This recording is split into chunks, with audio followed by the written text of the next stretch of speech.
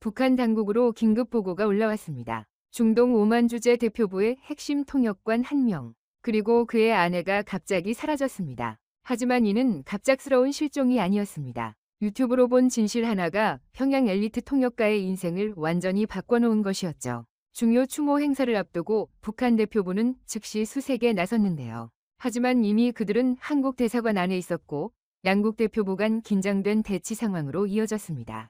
평양외대 수석 졸업생의 탈북이 어떻게 외교적 충돌로 번지게 된 것인지, 그들은 과연 어떤 경로로 빠져나간 것인지, 오늘 우리는 진실을 알게 된 한 통역관의 이야기를 들어봅니다. 그 전에 잠깐 클릭 한 번으로 구독과 좋아요 눌러서 사연자를 응원해주세요. 그리고 어디서 듣고 계신지 댓글로 남겨주시면 한 분 한 분씩 인사드리겠습니다. 저는 평양 중구역에서 태어났습니다. 할아버지께서 항일투사였기 때문에 우리 집안은 핵심 계층이었죠. 어릴 적부터 다른 아이들과는 다른 대우를 받으며 자랐어요. 특별 배급, 좋은 학교, 당의 관심. 그 모든 것이 당연하다고 생각했습니다. 초등학교 때부터 영어를 배웠어요. 평양제일중학교에 들어가서는 원어민 교사에게 직접 수업을 받았죠. 너는 조국의 미래를 짊어질 외교관이 될 것이라는 말을 수없이 들었습니다. 그 말이 자랑스러웠어요. 저는 그렇게 믿었습니다. 21살에 평양외국어대학 영문과에 입학했습니다. 전국에서 손꼽히는 엘리트들만 모이는 곳이었죠. 매일 아침 6시에 일어나 영어 뉴스를 듣고 미국 CNN 방송을 시청하며 공부했어요. 물론 당에서 허가한 내용만 볼 수 있었습니다. 하지만 그때는 그것조차 특권이라고 생각했죠. 대학 2년 때 은혜를 만났습니다. 평양음악무용대학에서 성악을 전공하는 친구였어요. 처음 본 순간부터 마음을 빼앗겼습니다. 그녀의 목소리는 천사 같았죠. 우리는 당이 허락을 받아 교제를 시작했고 졸업 후 바로 결혼했습니다. 졸업식 날을 지금도 기억합니다. 수석으로 졸업하며 당 비서로부터 직접 졸업장을 받았죠. 동무는 조선민주주의인민공화국의 자랑이여. 위대한 수령님의 은덕에 보답하시오라는 말씀과 함께요. 그 순간 가슴이 뜨거웠습니다. 저는 조국을 위해 무엇이든 하겠다고 다짐했어요. 외무성에 배치되고 나서 1년 동안은 평양에서 근무했습니다. 매일 아침 외국 방송을 모니터링하고 중요한 외교 문서를 번역했죠. 제 실력을 인정받아 곧 해외 근무 대상자 명단에 올랐습니다. 당시 26살이었어요. 중동 오만 주재 대표부로 발령받았어. 상사의 말에 가슴이 두근거렸습니다. 해외 근무는 북한 외교관의 꿈이었죠. 더 많은 배급, 외화 수입, 그리고 무엇보다 조국을 대표한다는 자부심. 은혜도 함께 갈 수 있다는 허락을 받았어요. 출국 전 보이부에서 일주일간 교육을 받았습니다. 외부 세계의 유혹에 넘어가지 말 것. 항상 조국을 생각할 것. 수상한 접촉은 즉시 보고할 것. 수없이 많은 주의사항을 외웠죠. 저는 고개를 끄덕이며 충성을 맹세했습니다. 의심 같은 건 하지 않았어요. 평양 순안공항에서 비행기에 오르던 날 부모님께서 배웅을 나오셨습니다. 조국의 명예를 빛내거라. 우리 가문의 자랑이다.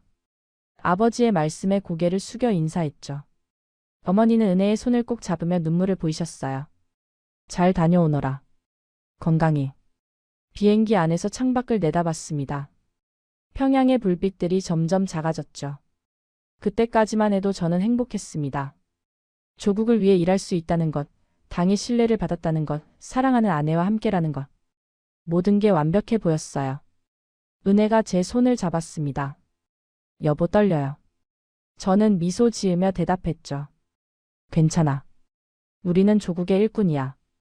자랑스럽게 임무를 수행하자. 그녀도 고개를 끄덕였어요. 하지만 그때는 몰랐습니다. 이 여행이 우리 인생을 완전히 바꿔놓을 거라는 것을요. 제가 믿었던 모든 것이 무너질 거라는 것을. 돌아올 수 없는 강을 건너게 될 거라는 것을. 그 모든 것은 오만에서 시작되었습니다. 비행기가 무스카트 공항에 착륙했을 때 처음 느낀 건 뜨거운 열기였습니다. 평양과는 완전히 다른 공기였죠. 공항을 나서자 눈부신 햇살과 현대적인 건물들이 펼쳐졌어요. 평양에서도 고층 건물을 봤지만 이곳은 달랐습니다. 유리로 뒤덮인 건물들이 햇빛을 반사하며 빛났죠. 대표부 차량이 우리를 숙소로 데려갔습니다. 창밖으로 보이는 풍경에 은혜가 작게 감탄했어요. 여보, 저기 좀 봐요. 차들이 정말 많아요. 저도 놀랐습니다. 고급 승용차들이 끊임없이 지나갔죠. 평양에서는 간부들만 탈 수 있는 차들이 여기선 평범하게 보였어요. 숙소는 대표부 건물 안에 있는 작은 아파트였습니다. 2층짜리 건물이었죠. 1층에는 사무실과 회의실이, 2층에는 직원들의 숙소가 있었어요. 우리 방은 작았지만 깨끗했습니다. 에어컨이 있었고 냉장고도 있었죠. 평양 집보다 나았어요. 동무들 내일부터 근무를 시작하겠어. 대표부 대표가 말했습니다. 외부 세계는 위험하오. 항상 조심하고 의심스러운 접촉은 즉시 보고하시오. 우리는 고개를 숙여 답했죠. 예, 알겠습니다. 첫 출근 날 현지인 직원들을 만났습니다. 인도 출신의 라제시, 파키스탄에서 온 아흐메드, 필리핀 출신의 마리아. 모두 영어로 대화했죠. 저는 통역 업무를 맡았어요. 무역 상담, 문서 번역, 외부 인사 접견 통역 같은 일들이었습니다. 처음 몇 주는 적응하느라 바빴습니다. 업무도 익숙해져야 했고 새로운 환경에도 적응해야 했죠. 하지만 점차 이상한 점들이 눈에 들어오기 시작했어요. 현지 직원들의 자유로운 태도, 거리낌 없는 웃음소리, 편안한 복장. 북한에서는 상상할 수 없는 모습들이었습니다. 어느 날 점심시간에 라제시가 말했습니다. 태영, 같이 밖에서 점심 먹을래요? 처음엔 망설였어요. 외부인과의 사적 접촉은 조심해야 했으니까요. 하지만 대표가 허락했습니다. 업무상 필요하면 식사 정도는 괜찮소. 단 정치적 얘기는 하지 마시오. 식당에 가는 길 거리 풍경이 새로웠습니다. 사람들이 자유롭게 걸어 다녔죠. 여성들이 화려한 옷을 입고 웃으며 대화했어요. 아이들이 아이스크림을 먹으며 뛰어다녔습니다. 평양에서는 항상 긴장된 표정으로 다녔는데 이곳 사람들은 달랐어요. 식당에서 라제시가 메뉴를 권했습니다. 이 음식 정말 맛있어요. 한번 드셔보세요. 저는 조심스럽게 주문했죠. 음식이 나왔을 때 양에 놀랐어요. 평양에서 봤던 배급보다 훨씬 많았습니다. 그것도 점심 한 끼에 이렇게 푸짐할 수 있다니. 태영 씨는 평양에서 오셨죠? 거기는 어때요? 라제 씨의 질문에 긴장했습니다. 좋습니다. 위대한 지도자님의 은덕으로 인민들이 행복하게 살고 있죠. 외워둔 대답이 자동으로 나왔어요. 라제 씨는 고개를 끄덕였지만 뭔가 이상한 표정이었습니다. 퇴근 후 숙소로 돌아가는 길 쇼핑몰을 지나갔습니다. 유리창 너머로 온갖 물건들이 보였죠. 전자제품, 옷, 신발, 장난감. 평양 백화점과는 비교도 안 될 만큼 많았어요. 은혜가 제 팔을 꼭 잡았습니다. 여보, 여기는 정말 다르네요. 저도 그렇게 느꼈습니다. 하지만 말할 수 없었죠. 우리는 조국의 일꾼이야. 외부 세계의 화려함에 현혹되면 안 돼. 은혜가 고개를 끄덕였어요. 맞아요. 우리는 사회주의 조국이 최고예요. 그렇게 말했지만 마음 한구석이 불편했습니다. 뭔가 이상했어요. 제국주의 국가들은 인민들이 고통받는다고 배웠는데 여기 사람들은 행복해 보였죠. 배고파 보이지도 않았고 억압받는 것 같지도 않았어요. 밤에 잠자리에 들었을 때 머릿속이 복잡했습니다. 라제 씨의 질문, 거리의 풍경, 쇼핑몰의 물건들. 모든 게 혼란스러웠죠. 은혜가 잠든 것을 확인하고 창밖을 내다봤어요. 밤늦은 시간인데도 거리에는 불빛이 가득했습니다. 평양에서는 밤이면 칠흑 같은 어둠이 내렸죠. 전기가 부족해서 가로등도 제대로 켜지지 않았어요. 하지만 여기는 달랐습니다. 밤에도 낮처럼 밝았죠. 사람들이 걸어다니고 차들이 다니고 가게들이 문을 열고 있었어요. 이게 정말 제국주의의 모습일까? 작게 중얼거렸습니다. 하지만 곧 고개를 저었죠. 아니야. 당에서 가르쳐 주신 게 맞아. 외부 세계는 겉으로만 화려한 거야. 인민들은 분명 고통받고 있을 거야. 스스로를 다독였습니다. 하지만 의문은 쉽게 사라지지 않았어요. 그 의문이 점점 커지고 있다는 걸 저는 아직 깨닫지 못했습니다.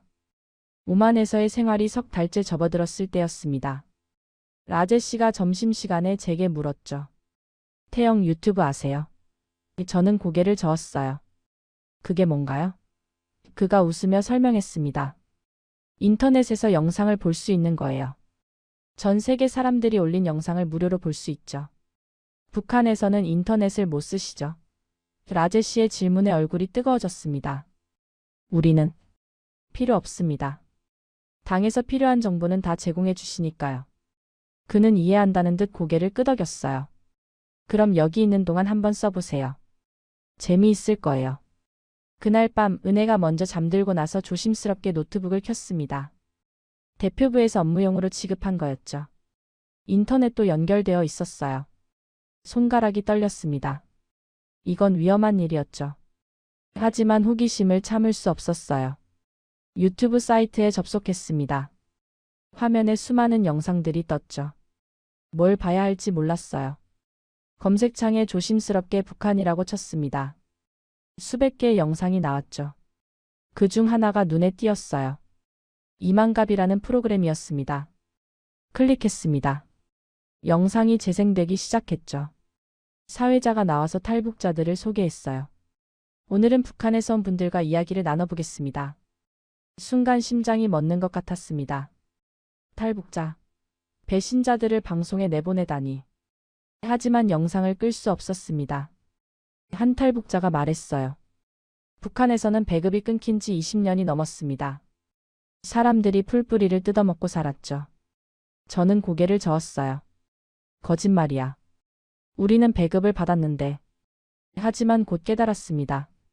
제가 받았던 배급은 평양 핵심 계층만의 특권이었다는 것을요. 지방 사람들은 정말 굶주렸을 수도 있겠다는 생각이 들었죠. 아니야. 그럴 리 없어. 스스로를 다독였습니다. 다음 장면에서 또 다른 탈북자가 나왔습니다. 김정일이 죽었을 때 울지 않으면 반동으로 몰렸어요. 사람들은 겁나서 울었죠. 진짜 슬퍼서가 아니라 그 말에 온몸이 얼어붙었어요. 저도 그랬으니까요. 김정일이 사망했을 때를 떠올렸습니다. 23살이었죠. 대학 광장에 모여서 울었어요. 주변 사람들이 다 울고 있었고 저도 울어야 했습니다. 울지 않으면 어떻게 될지 뻔했으니까요. 하지만 진심으로 슬펐을까? 그때는 잘 모르겠었어요. 영상은 계속되었습니다. 한 탈북자가 공개 처형 이야기를 했죠. 제 친구가 한국 드라마를 봤다는 이유로 총살당했어요. 16살이었습니다. 손이 떨렸어요. 저도 공개 처형을 본 적이 있었죠. 12살 때였습니다. 그날의 기억이 생생했습니다. 학교에서 전교생을 데리고 처형장에 갔었죠. 반동 분자를 처단하는 것을 똑똑히 보라고 선생님이 말했어요. 한 남자가 기둥에 묶였고 총소리가 울렸습니다. 아이들 몇 명이 울었고 저는 눈을 감았었죠. 그때는 당연하다고 생각했습니다. 나쁜 사람을 처벌하는 거라고 배웠으니까요. 하지만 지금 생각해보니 정말 나쁜 사람이었을까?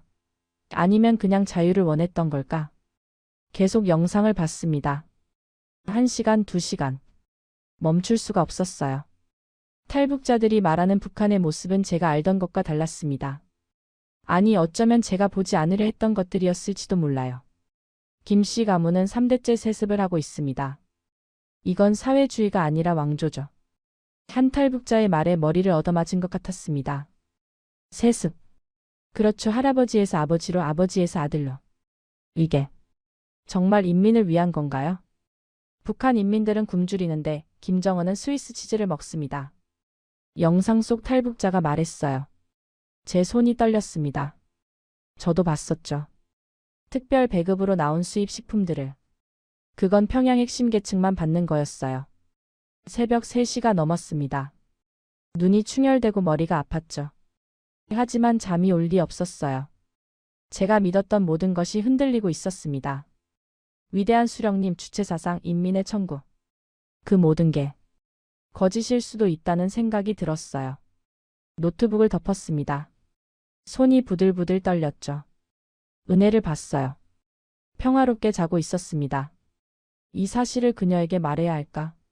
아니면 혼자만 알고 있어야 할까? 침대에 누웠지만 잠들 수 없었습니다. 천장을 바라보며 생각했죠.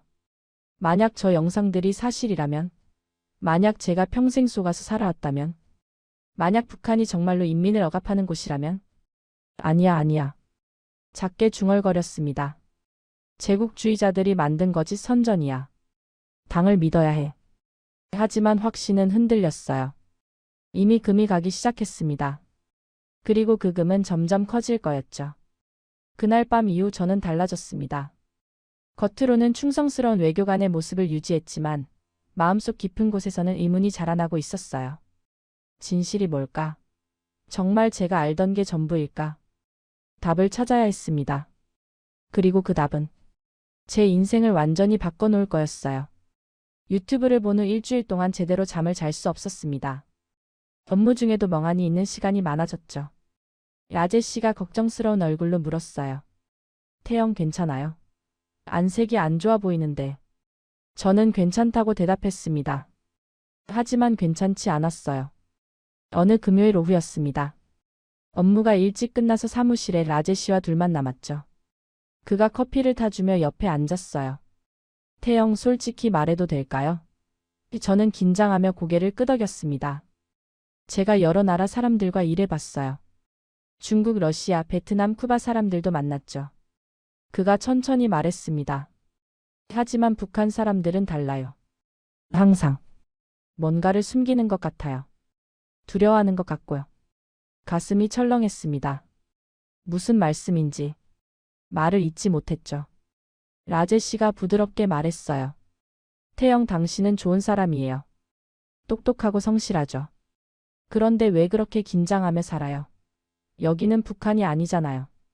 저는 조국을 대표하는 외교관입니다. 항상 조심해야 해요. 외워둔 대답이 나왔어요. 라제 씨는 한숨을 쉬었습니다. 알아요. 하지만 태영, 당신도 한 인간이잖아요. 로봇이 아니고요. 침묵이 흘렀습니다. 그가 책상 서랍에서 뭔가를 꺼냈어요. 종이 한 장이었죠. 이거 봐요. 종이에는 표가 그려져 있었습니다. 한국과 북한을 비교한 자료였어요. 한국 1인당 GDP는 3만 달러가 넘어요. 북한은 공식 자료도 없지만 추정치로 1000달러 정도죠. 라제 씨가 설명했습니다. 한국 평균 수명은 83세, 북한은 72세. 영아 사망률은 한국이 1000명당 3명, 북한은 15명이에요. 숫자들이 눈에 박혔습니다. 저는 반박하고 싶었어요. 이건 제국주의 선전이에요. 거짓 통계죠. 하지만 목소리에 힘이 없었습니다. 라제 씨가 고개를 저었어요. 태영, 이건 유엔과 세계은행 자료예요. 거짓이 아니에요. 그가 다른 종이를 보여줬습니다. 북한은 세계에서 가장 폐쇄적인 나라 중 하나예요. 언론 자유순위 꼴찌, 인권 순위 꼴찌, 경제 자유순위도 최하위죠. 머리가 어지러웠습니다. 하지만 우리는 자주적인 나라예요. 강대국의 간섭을 받지 않는. 말을 잇지 못했어요. 스스로도 믿지 못하는 말이었으니까요. 라제 씨가 제 어깨에 손을 얹었습니다. 태영, 제가 이런 말을 하는 건 당신을 돕고 싶어서예요. 당신이 진실을 알 권리가 있다고 생각해요. 그의 눈빛이 진심이었습니다. 한국은 전쟁 후 폐허에서 시작했어요. 북한보다 가난했죠. 그가 계속 말했습니다. 하지만 지금은 세계 10위권 경제 대국이에요. K-팝, K-드라마가 전 세계에서 인기고요. 북한은 여전히 배급제를 하고 있잖아요. 제 주먹이 떨렸습니다. 그건 우리가 선택한 길이에요. 사회주의는. 더 이상 말을 이을 수 없었어요. 변명처럼 들렸죠. 태영, 솔직히 말해요. 라제 씨가 조용히 물었습니다. 당신은 행복했나요? 북한에서? 그 질문에 아무 대답도 할 수 없었습니다. 행복했을까? 정말로? 어릴 때는 행복했다고 생각했습니다. 하지만 그게 진짜 행복이었을까요? 아니면 다른 걸 몰랐기 때문에 그렇게 믿었던 걸까? 자유가 뭔지 몰랐고, 선택이 뭔지 몰랐고, 인권이 뭔지 몰랐었죠. 저는 목소리가 갈라졌습니다. 잘 모르겠어요. 처음으로 솔직하게 대답했어요. 라제 씨가 고개를 끄덕였습니다. 태영, 북한 사람들은 세상에서 가장 슬픈 민족이에요. 그가 조용히 말했습니다. 가족을 사랑해도 마음껏 표현할 수 없고, 꿈을 꿔도 이룰 수 없고, 생각을 해도 말할 수 없죠. 그게 얼마나 고통스러운 일인지 아세요? 눈물이 핑 돌았습니다.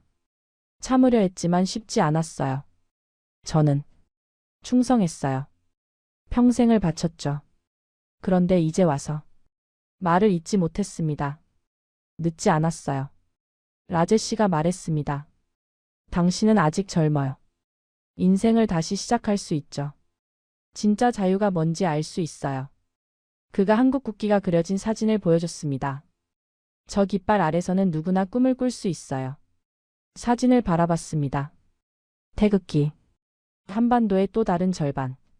같은 언어를 쓰고 같은 뿌리를 가졌지만 완전히 다른 세상. 그곳에서는 정말 자유로울 수 있을까? 생각해봐요, 태영. 라제 씨가 일어서며 말했습니다. 당신과 당신 아내의 미래를요. 북한으로 돌아가서 평생 감시받으며 살 건지 아니면 새로운 삶을 시작할 건지. 그는 자료를 제 앞에 두고 나갔어요. 혼자 남았습니다. 책상 위에 자료들을 봤죠. 숫자들, 통계들, 사진들. 모두 제가 믿었던 것들을 부정하는 증거들이었어요. 손이 떨리며 자료를 집어들었습니다.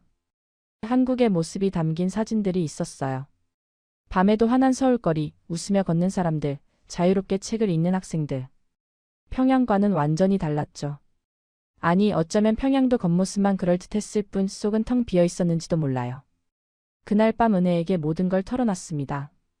유튜브에서 본 것, 라제 씨가 해준 말, 제 마음속 혼란. 그녀는 울었어요. 하지만 놀라지는 않았습니다. 저도 느꼈어요. 뭔가 이상하다고. 우리는 밤새 이야기했습니다. 두려움, 분노, 배신감, 그리고 희망. 작은 희망이었지만 분명히 있었어요.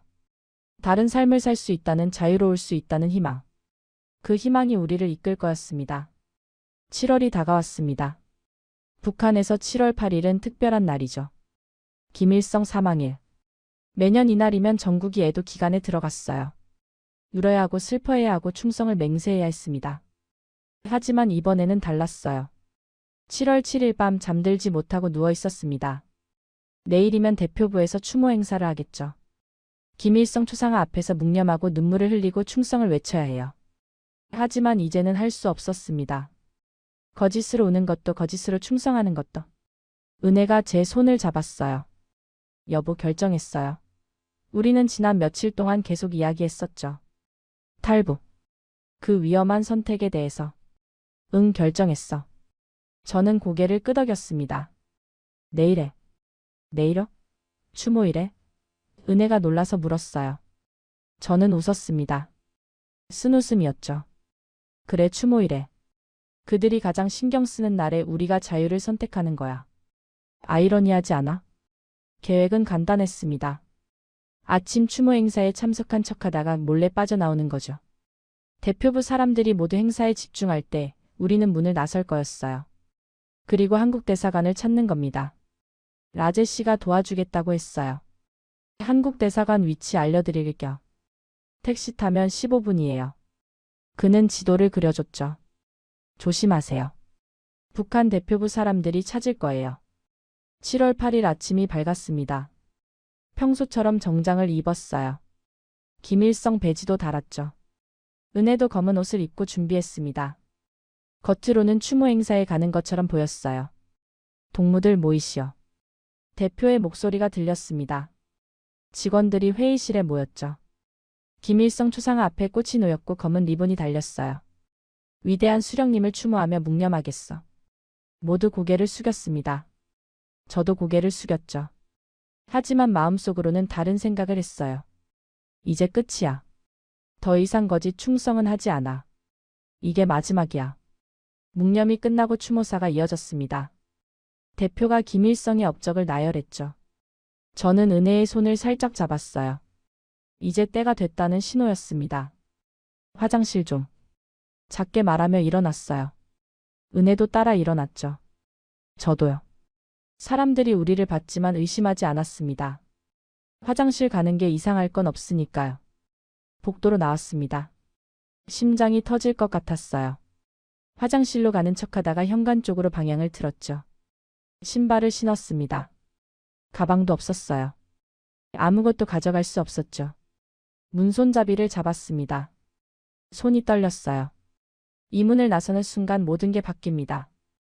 돌아올 수 없는 강을 건너는 거죠. 하지만 망설임은 없었어요. 문을 열었습니다. 뜨거운 공기가 밀려왔습니다. 7월의 오마는 섭씨 40도가 넘었죠. 정장 차림으로 나온 게 오히려 이상해 보였어요. 빨리 걸었습니다. 멀리 가야 했어요. 저기, 뒤에서 소리가 들렸습니다. 뒤돌아보니 대표부 직원 한 명이 창문에서 우리를 보고 있었어요. 동무들 어디 가시오? 우리는 뛰기 시작했습니다. 거리를 달렸어요. 정장과 구두 차림으로 뛰는 게 쉽지 않았죠. 은혜가 힘들어했습니다. 여보 괜찮아? 괜찮아요. 계속 가요. 그녀가 대답했어요. 골목으로 들어갔습니다. 숨어야 했어요. 대표부 사람들이 차를 타고 찾으러 올 게 분명했죠. 작은 가게 뒤편에 숨었어요. 숨을 헐떡였습니다. 옷을 갈아입어야 해.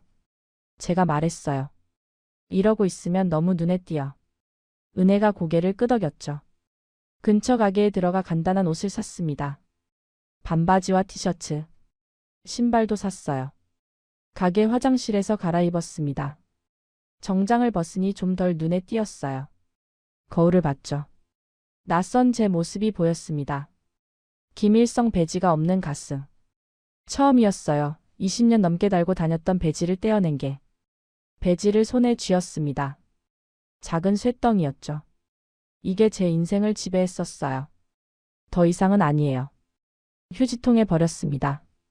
배지가 떨어지는 소리가 들렸죠. 이상하게 마음이 가벼워졌어요. 밖으로 나왔습니다. 은혜도 평범한 옷차림으로 나왔어요. 한국 대사관으로 가자. 제가 말했습니다. 택시를 잡았죠. 한국 대사관이요. 기사가 고개를 끄덕이며 출발했어요. 차 안에서 뒤를 계속 확인했습니다. 대표부 차가 따라오는 건 아닌지, 누가 우리를 쫓는 건 아닌지. 은혜가 제 손을 꼭 잡았어요. 괜찮을 거예요. 그녀의 목소리도 떨렸지만 눈빛은 확고했습니다. 10분쯤 갔을 때 뒤에서 검은 차가 따라오는 게 보였어요. 대표부 차였습니다. 빨리 가주세요. 기사에게 소리쳤죠. 기사가 놀라며 속도를 높였어요. 추격전이 시작됐습니다. 차가 급커브를 돌았고 저희는 거의 넘어질 뻔했죠. 뒷차가 가까워졌어요. 창문으로 대표의 얼굴이 보였습니다. 분노로 일그러진 얼굴이었죠. 배신자들. 그의 목소리가 들렸어요. 당장 멈춰라. 하지만 우리는 멈출 수 없었습니다. 여기서 멈추면 끝이에요. 끌려가서 평양으로 보내질 거고 정치범 수용소에 갇힐 거예요. 저기요. 은혜가 소리쳤습니다. 앞에 태극기가 보였어요. 한국 대사관이었죠. 저기 세워주세요. 차가 멈추기도 전에 문을 열고 뛰어내렸습니다. 대사관 정문으로 달렸어요. 경비가 놀라며 우리를 봤죠. 도와주세요. 우리 탈북자예요. 소리쳤습니다. 뒤에서 대표부 차가 급정거했어요. 경비가 우리를 안으로 밀어 넣었습니다. 문이 닫혔죠. 안전한 곳이었어요. 한국 땅이나 다름없는 곳. 바닥에 주저앉았습니다. 숨을 헐떡이며 울었어요. 해냈어요. 우리가 해냈습니다. 한국 대사관 안은 조용했습니다. 경비가 우리를 작은 방으로 안내했죠. 여기서 기다리세요. 담당자가 곧 올 거예요. 우리는 소파에 앉았어요. 아직도 심장이 터질 것 같았습니다. 사실 대사관에 들어오기까지가 쉽지 않았습니다. 첫 시도는 실패했었죠. 그날 밤에 이야기를 해야 할 것 같아요. 정확히는 대사관을 찾기 전날 밤 말입니다. 그날은 7월 7일 밤이었습니다. 내일 탈출하기로 결심한 날이었죠. 하지만 잠이 오지 않았어요.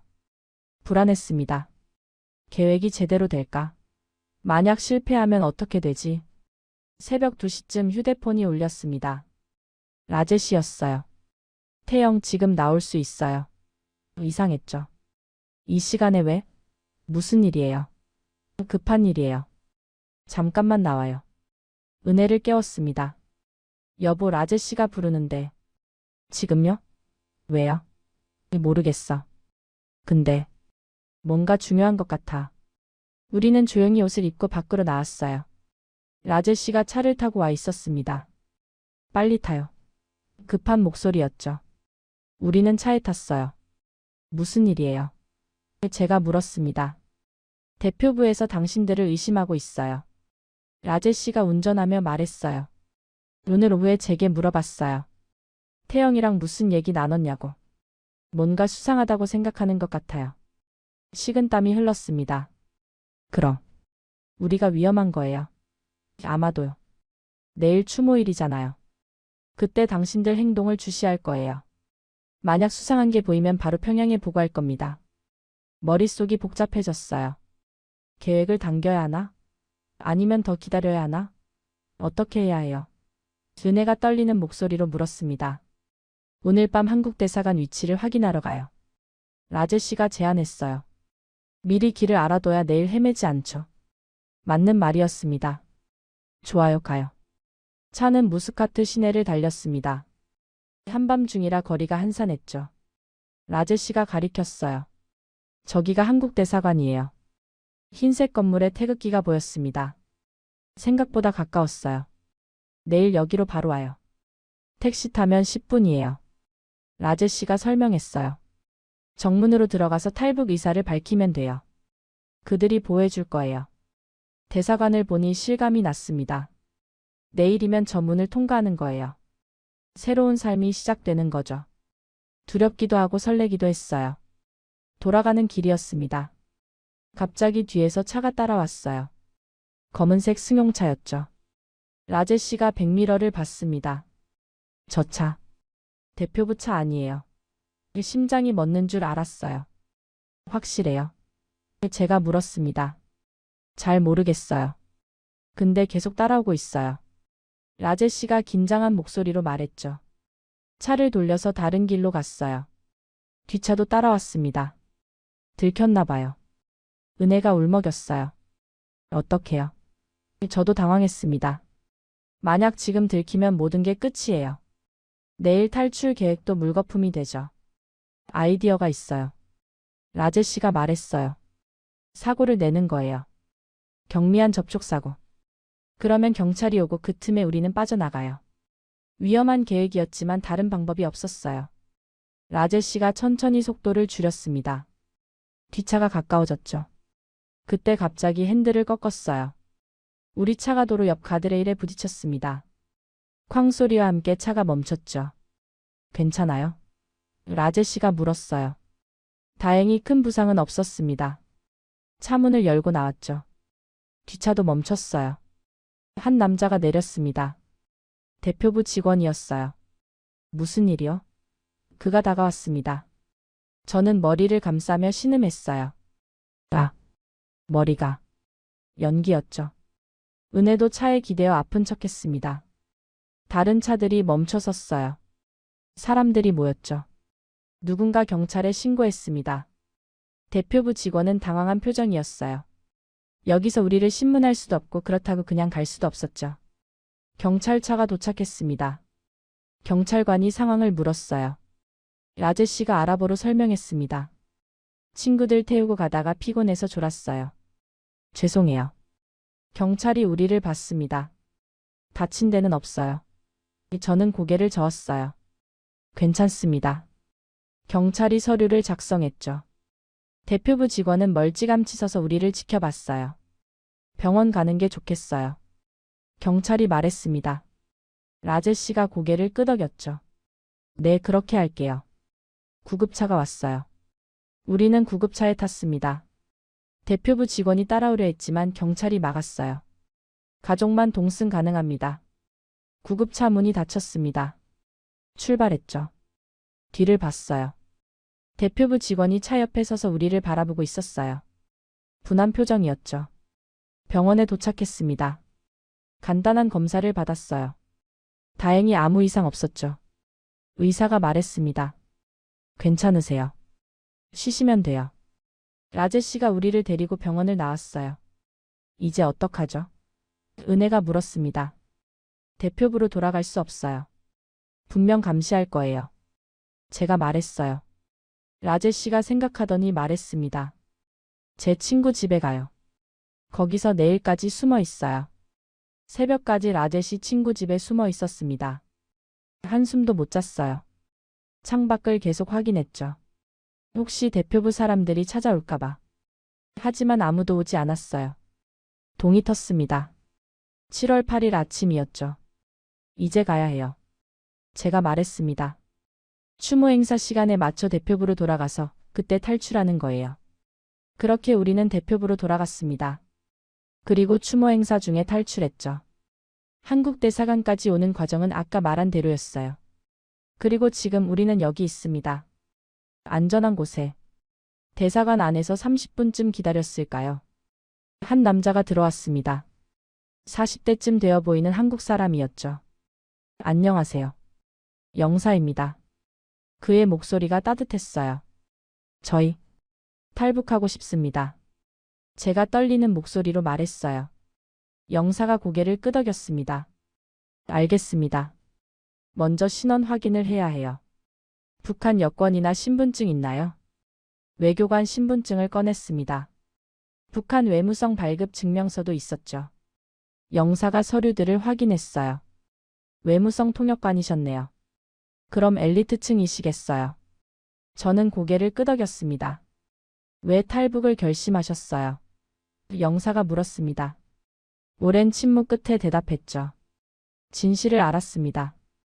제가 믿었던 모든 게 거짓이었어요. 더 이상 그 체제를 위해 살 수 없었습니다. 은혜가 말했어요. 우리 아이를 그곳에서 키우고 싶지 않았어요. 그녀의 손이 배를 감쌌습니다. 임신 사실을 이제야 밝히는 거였죠. 저도 놀랐어요. 여보 정말? 은혜가 눈물을 흘리며 고개를 끄덕였습니다. 영사의 표정이 부드러워졌어요. 축하드립니다. 좋은 결정하셨어요.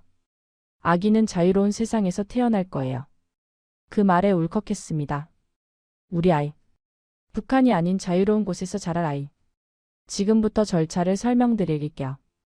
영사가 말했습니다. 며칠간 여기 머물러야 해요. 신원 확인하고 한국 정부와 협의해야 하거든요. 그 후에 한국으로 갈 수 있습니다. 북한 대표부에서 찾으러 오지 않을까요? 제가 걱정스럽게 물었어요. 걱정 마세요. 여기는 한국 영토나 마찬가지예요. 그들이 함부로 들어올 수 없어요. 경비도 강화했고요. 작은 방으로 안내됐습니다. 침대가 2개 있었죠. 여기서 쉬세요. 식사도 제공될 거예요. 영사가 나가고 우리만 남았습니다. 은혜가 침대에 앉았어요. 정말 해냈어요, 여보. 저도 옆에 앉았습니다. 응, 해냈어. 이제 시작이야. 서로를 꼭 안았죠. 긴장이 풀리니 눈물이 났어요. 저녁이 되었습니다. 직원이 음식을 가져왔어요. 한국 음식이었죠. 김치찌개, 밥, 반찬들. 냄새만으로도 감동적이었어요. 같은 민족의 음식이었으니까요. 맛있어요. 은혜가 눈물을 흘리며 먹었습니다. 저도 그랬어요. 북한에서 먹던 음식과는 달랐죠. 더 풍성하고 더 맛있었어요. 이게 자유의 맛일까요? 밤이 되었습니다. 창밖을 봤어요. 대사관 담장 너머로 무스카트의 불빛이 보였죠. 저 너머 어딘가에 북한 대표부가 있을 거예요. 대표와 직원들이 우리를 찾고 있겠죠. 배신자라고 생각할까요? 은혜가 물었습니다. 당연히 그렇게 생각하겠지. 제가 대답했어요. 하지만 상관없어. 우리는 배신한 게 아니야. 진실을 선택한 거야. 이틀이 지났습니다. 영사가 좋은 소식을 가져왔어요. 한국 정부 승인이 났습니다. 일주일 후 한국행 비행기를 탈 수 있어요. 가슴이 두근거렸습니다. 드디어 한국에 가는 거예요. 그 일주일 동안 많은 생각을 했습니다. 평양에 두고 온 부모님, 친구들, 동료들. 그들은 어떻게 될까요? 저희 때문에 피해를 받지는 않을까? 영사에게 물었어요. 제 가족은 괜찮을까요? 그가 안타까운 표정을 지었습니다. 솔직히 말씀드리면 힘들 거예요. 탈북자 가족은 감시받고 차별받거든요. 하지만 그게 당신 잘못은 아니에요. 마음이 아팠습니다. 부모님께 죄송했어요. 하지만 돌아갈 수는 없었죠. 우리 아이를 위해서라도.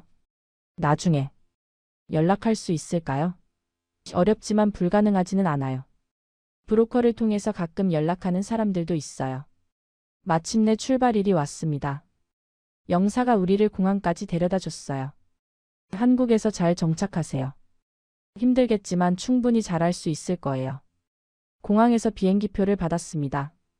대한민국 인천행. 처음 보는 항공사 이름이었죠. 대한항공. 가슴이 벅찼어요.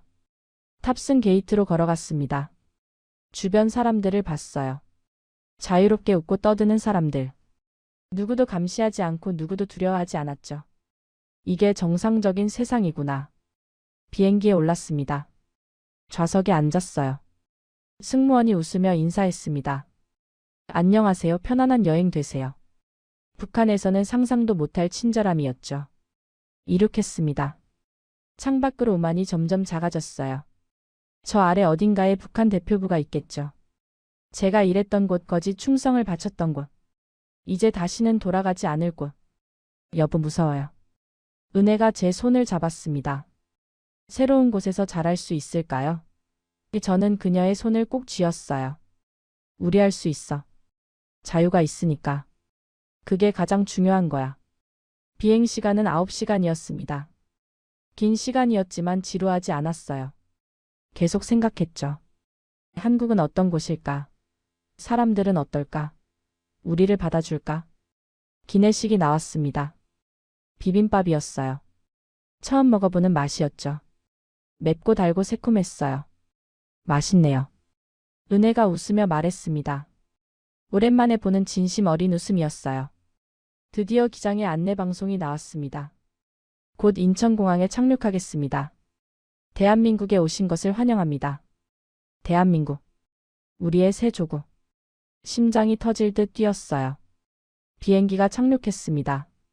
바퀴가 땅에 닿는 순간 눈물이 터졌어요. 해냈어요. 정말로 해냈습니다. 자유의 땅에 도착한 거예요. 은혜도 울고 있었습니다. 행복한 눈물이었죠. 대한민국에 오신 것을 환영합니다. 승무원의 목소리가 들렸어요. 환영합니다.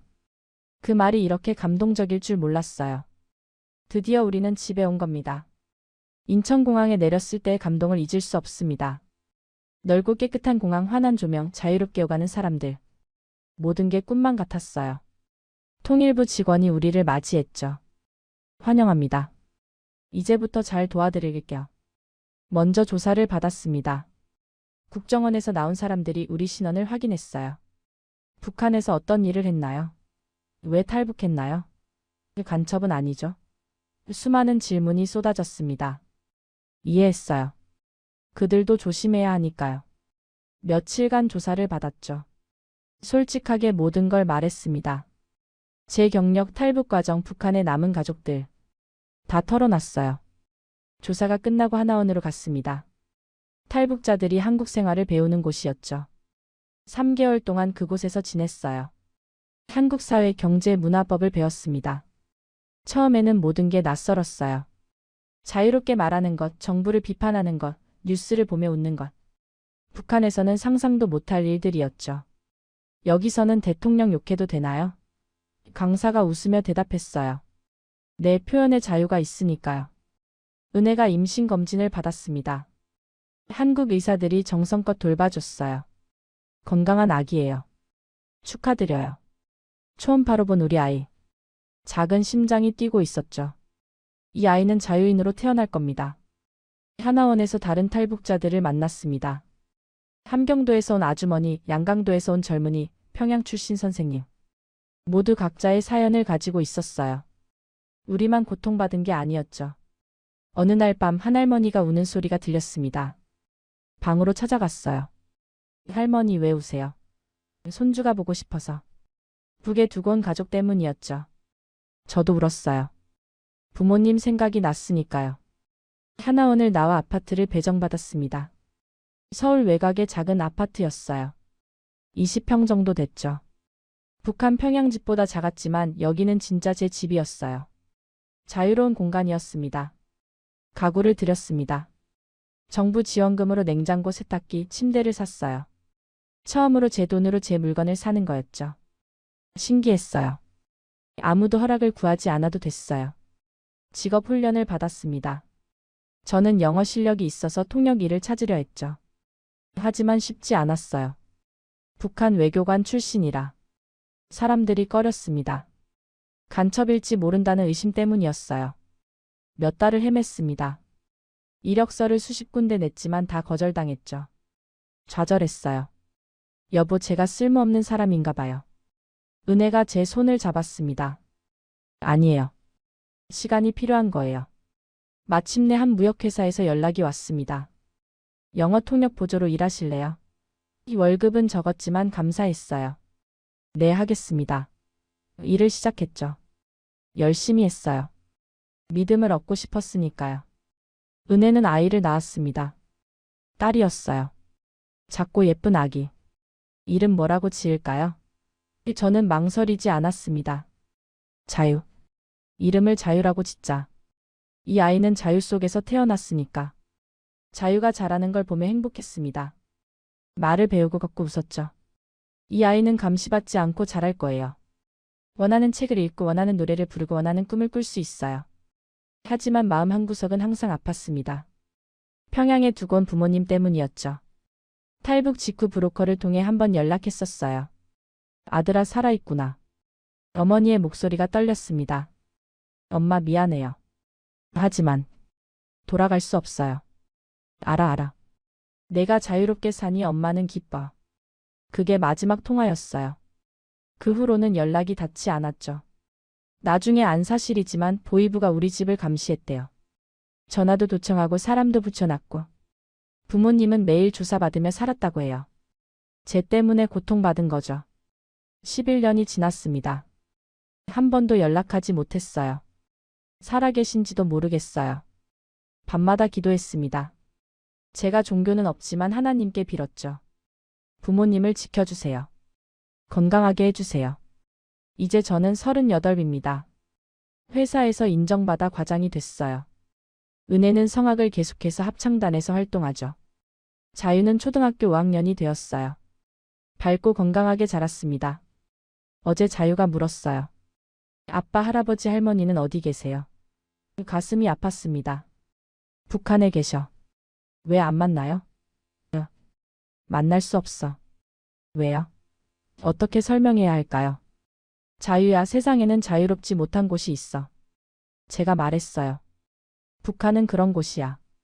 사람들이 감시받고 억압받고 자유롭지 못해. 할아버지, 할머니도 그곳에 계시거든. 자유가 울었어요. 그럼 할아버지, 할머니도 자유로워질 수 있게 해주면 안 돼요? 순수한 질문이었죠. 아빠가 노력하고 있어. 언젠가는 통일이 되면 만날 수 있을 거야. 창밖을 봤습니다. 서울의 야경이 보였어요. 수많은 불빛들. 자유롭게 켜진 불빛들. 북한은 밤이면 칠흑같이 어둡죠. 전기가 부족해서. 하지만 그보다 더 어두운 건 사람들의 마음일 거예요. 언젠가 통일이 될까요? 북한 사람들도 자유를 누릴 수 있을까요? 부모님을 다시 볼 수 있을까요? 모르겠어요. 하지만 희망은 버리지 않았습니다. 이 이야기를 하는 이유가 있어요. 한국 사람들에게 말하고 싶어요. 여러분이 누리는 자유, 당연하게 생각하지 마세요. 그게 얼마나 귀한 건지 북한 사람들은 평생 꿈꾸는 겁니다. 그리고 북한에 있는 제 동포들에게도 말하고 싶어요. 포기하지 마세요. 진실은 숨길 수 없어요. 언젠가는 자유가 올 겁니다. 조금만 더 버티세요. 우리가 함께할 날이 올 거예요. 저는 오늘도 북쪽을 바라봅니다.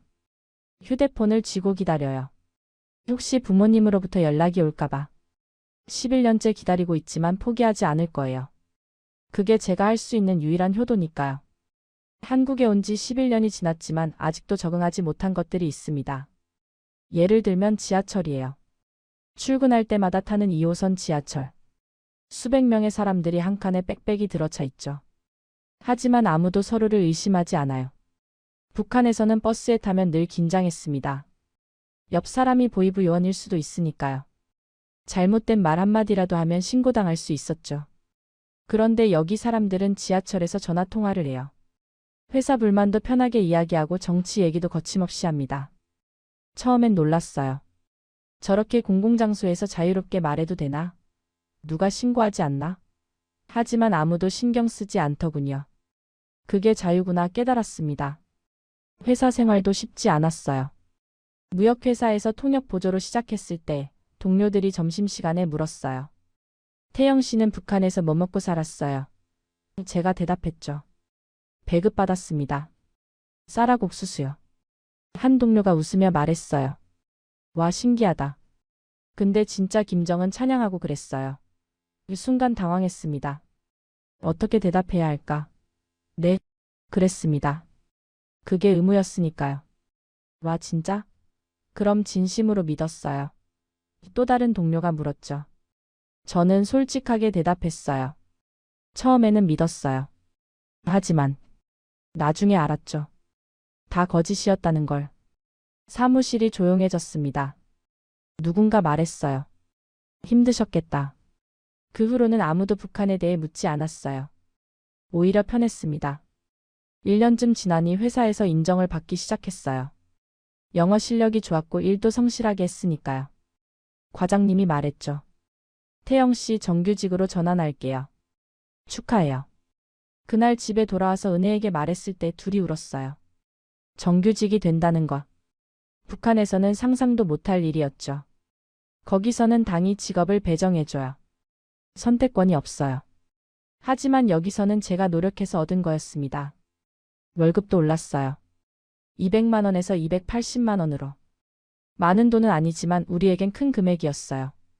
처음으로 외식을 했습니다. 자유를 데리고 삼겹살 집에 갔죠. 자유야, 뭐든지 먹고 싶은 거 시켜. 제가 말했어요. 자유가 메뉴판을 보며 물었습니다. 아빠, 삼겹살이 뭐예요? 5살이었죠. 아직 어렸어요. 맛있는 거야. 먹어봐. 고기를 구워서 자유 입에 넣어줬어요. 자유가 눈을 크게 뜨며 말했습니다. 우와, 맛있어. 그 모습을 보며 생각했죠. 이 아이는 배고픔을 모르고 자랄 거예요. 그것만으로도 충분해요. 하지만 현실은 쉽지 않았습니다. 탈북자라는 꼬리표가 따라다녔어요. 자유가 어린이집에 다닐 때였죠. 한 엄마가 원장님께 항의했대요. 북한 사람 애랑 우리 애랑 같이 놀게 하지 마세요. 무슨 일 있으면 어떡해요? 원장님이 전화를 해서 미안하다고 했어요. 그 엄마 편견이 심해서요. 신경 쓰지 마세요. 하지만 신경이 쓰였죠. 자유가 차별받는 게 제일 무서웠어요. 다행히 자유는 씩씩하게 자랐습니다. 친구들도 많이 사귀었어요. 어느 날 학교에서 그림을 그려왔더군요. 우리 가족 제목의 그림이었어요. 아빠, 엄마 그리고 자기. 셋이 손을 잡고 웃고 있었죠. 그 그림을 보며 울었습니다. 평양에 계신 부모님 생각이 났어요. 이 그림 속에 할아버지 할머니도 있어야 하는데. 하지만 그럴 수 없죠. 브로커를 통해 소식을 전해 들었어요. 아버지가 돌아가셨대요. 제가 탈북한 지 5년째 되던 해였습니다. 뇌졸중이었다고 해요. 병원에도 제대로 못 갔대요. 탈북자 가족이라는 이유로. 그날 밤 술을 마셨습니다. 혼자서 소주 2병을 비웠어요. 은혜가 걱정했죠. 여보, 그만 마셔요. 하지만 멈출 수 없었어요. 마지막으로 아버지께 인사도 못 드렸어요. 장례식에도 못 갔죠. 아버지, 죄송합니다. 불효자를 용서하세요. 혼자 중얼거렸어요. 은혜가 제 등을 쓰다듬었습니다. 여보, 아버님도 이해하실 거예요. 당신 잘못이 아니에요. 하지만 제 잘못 같았어요. 제가 탈북하지 않았다면 아버지가 그렇게 힘들게 돌아가시지 않았을 텐데. 그런 생각이 들었죠. 시간이 지나며 조금씩 나아졌습니다. 회사에서 대리로 승진했어요. 자유는 초등학교에 입학했고요. 은혜는 교회 성가대에서 활동하기 시작했습니다. 어느 일요일 은혜가 말했어요. 여보, 교회 한번 나가봐요. 마음이 편해질 거예요. 저는 망설였죠. 나 종교 없는데. 그냥 한 번만요. 같이 가요. 교회에 갔습니다. 목사님이 설교하시더군요. 하나님은 모든 사람을 사랑하십니다. 어디서 왔든 무엇을 했든 용서하시고 받아주십니다. 그 말에 울컥했어요. 예배가 끝나고 목사님께 인사를 드렸습니다. 저는 북한에서 왔습니다. 탈북자예요. 목사님이 제 손을 꼭 잡았어요. 환영합니다. 여기는 모두가 하나님의 자녀입니다. 그날부터 교회에 다니기 시작했어요. 신앙이 생긴 건 아니었어요. 하지만 사람들이 좋았습니다. 판단하지 않았어요. 그냥 받아줬죠. 자유가 2학년이 되던 해 학교에서 문제가 생겼어요. 한 아이가 자유를 놀렸대요. 너네 아빠 북한 사람이잖아. 간첩 아니야? 자유가 울며 집에 왔습니다. 제 손이 떨렸어요. 누가 그랬어? 민수가. 자유가 작은 목소리로 말했어요. 다음 날 학교에 갔습니다.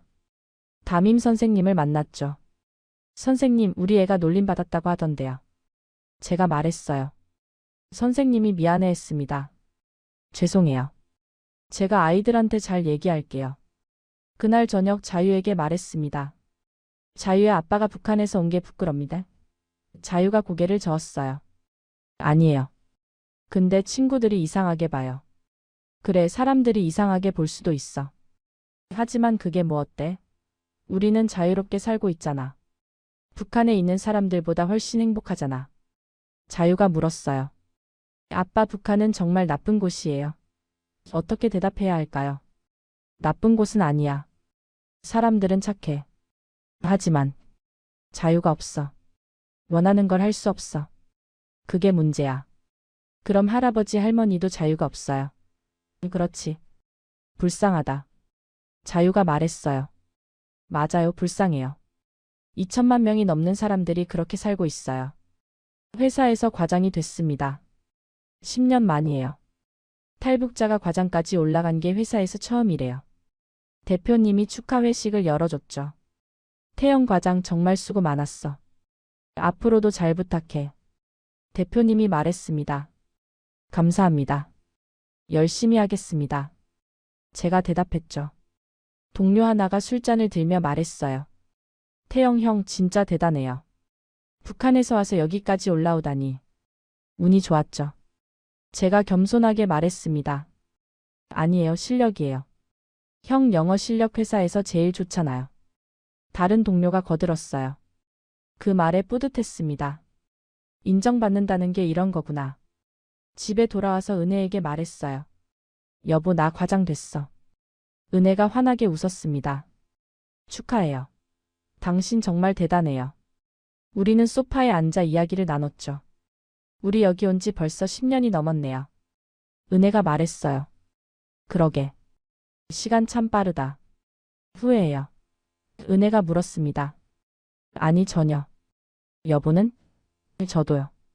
비록 힘들었지만 자유가 이렇게 건강하게 자라는 걸 보면 잘한 것 같아요.